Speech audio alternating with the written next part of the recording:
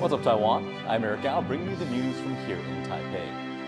Taiwan's foreign ministry has responded to comments by Chinese leader Xi Jinping, who was warning the U.S. against trusting President Lai Ching-te and his ruling Democratic Progressive Party.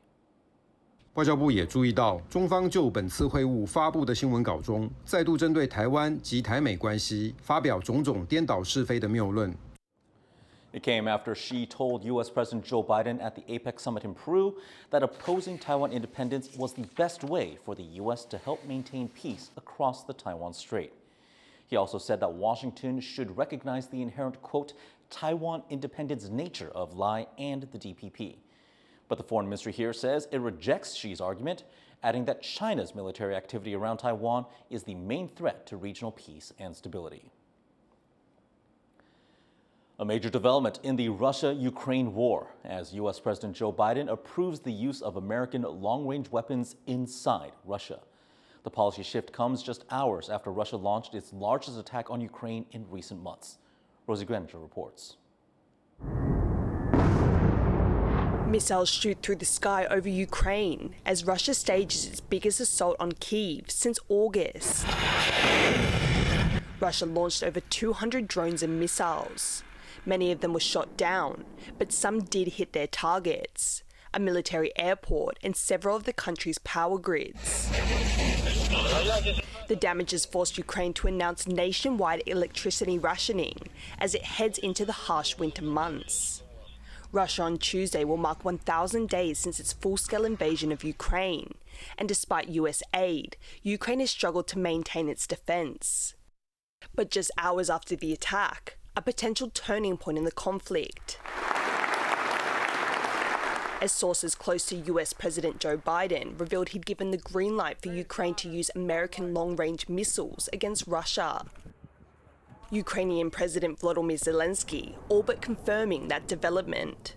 Сьогодні багато в медіа говорять про те, що ми отримали дозвіл на відповідні дії. Але удари завдають не словами. Такі речі не анонсують.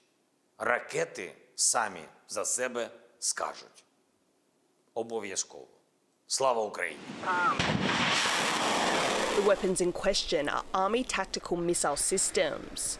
With a range of 300 kilometers, they're expected to threaten dozens of military assets in Russia. Sources familiar with the matter say Ukraine plans to conduct its first long-range attacks in the coming days. Russian President Vladimir Putin has long warned against the US policy shift, saying it would be seen as a direct US involvement in the war and a major aggression. But military analysts believe the outgoing Biden administration is showing there are consequences for provocation on the Russian side. Russia has kind of ramped up its own escalation in the conflict, not just by getting the North Koreans involved, North Korean troops now fighting against Ukrainians on the front lines, but also going after Ukrainian power generation. The change in foreign policy comes months before Biden hands power over to President-elect Donald Trump. He has promised to cut funding to Ukraine, and this policy shift is expected to give a boost to the embattled country before he comes into office. But analysts are skeptical whether Biden's decision will change the course of the conflict. Yet it's expected to have some impact on the war, which continues to drag on. Dolphine Chen and Rosie Granger for TaiwanPlus. Japan says it will take part in joint military training with the U.S. and Australia next year, citing concerns over threats from China. Top defense officials from the three countries released a joint statement saying that China's actions in both the South and East China Seas are destabilizing and they are a serious concern. The planned exercises will be held in 2025 in northern Australia. They will focus on amphibious operations. Now, the South China Sea is one of the most important waterways in the world, with over a third of global trade passing through every year. In recent months, China and the Philippines have clashed over their competing claims there, with the U.S. stepping up security cooperation with Manila and other countries in the region. But how will the next U.S. administration deal with these tensions?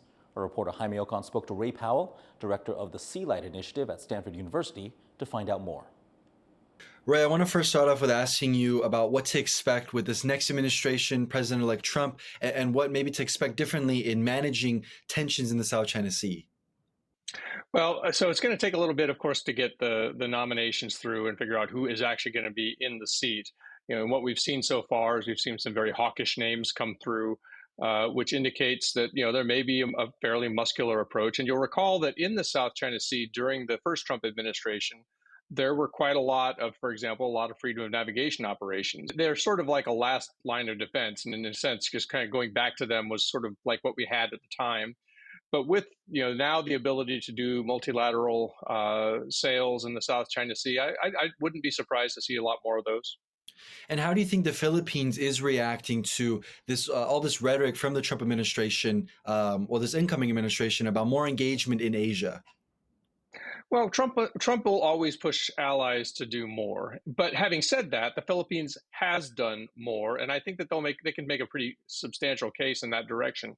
So, you know, Trump tends to be worried about imbalances if he thinks that the U.S. is paying too much and that other countries that should be paying more should be paying more. I don't think that the Philippines will have a hard case to make that they have actually been stepping up to the plate a lot. In fact, they have very much been on the front lines, and I think that he should appreciate that.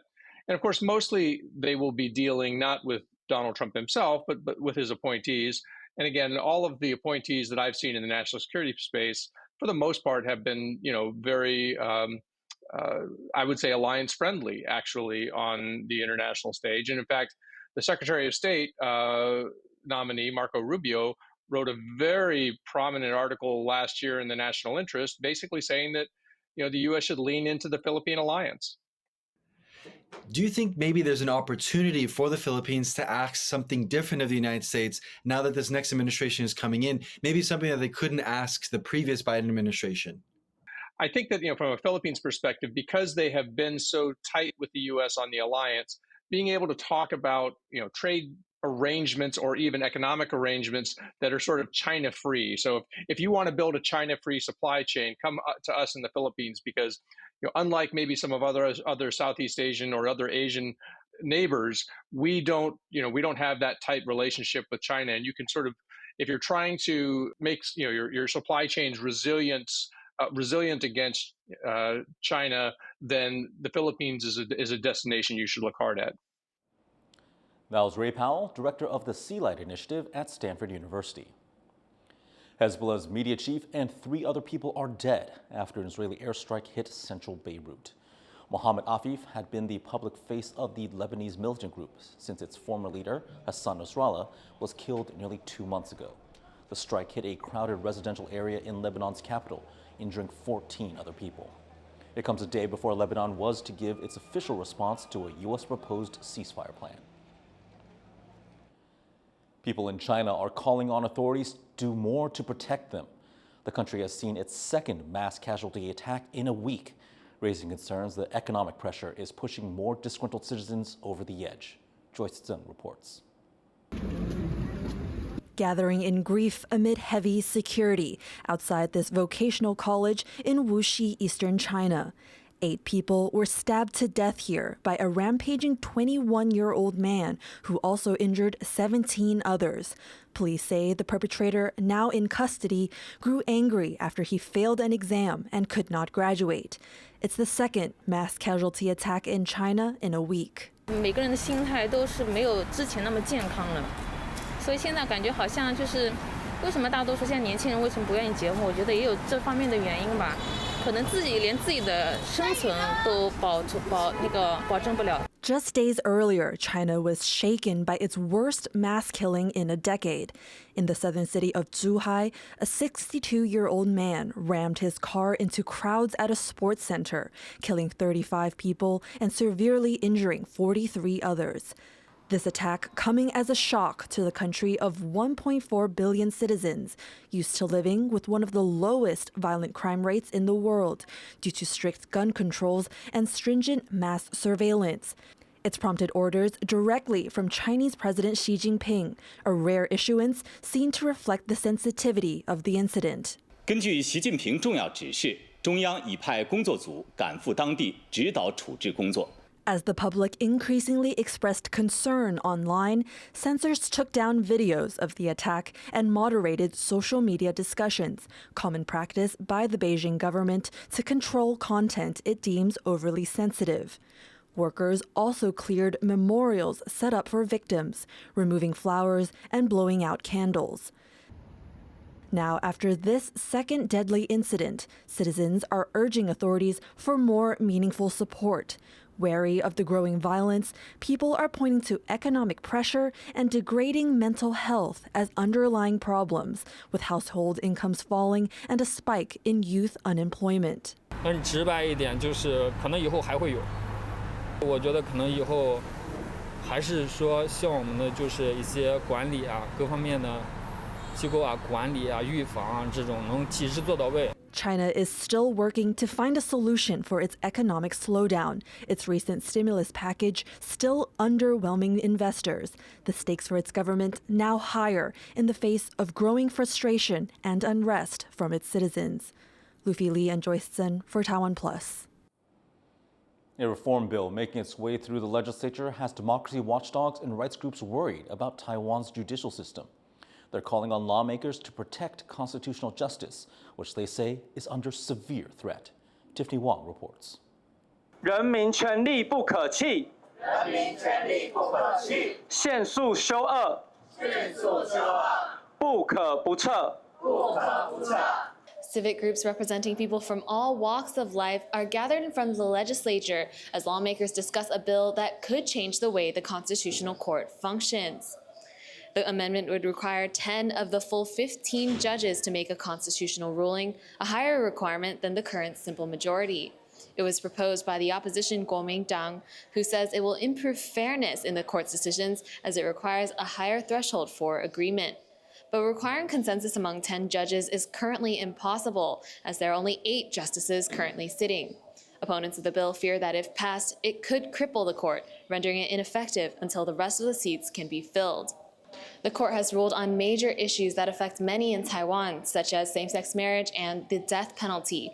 And without the court in operation, these civic groups fear that it could hurt the rights of minority groups, including indigenous people. 身为在这个台湾社会上的少数，即便我们常常说中华民国的宪法在订定之初，它没有考虑过原住民族的集体性跟权利，所以在很多的保障或许是有点乏善可陈。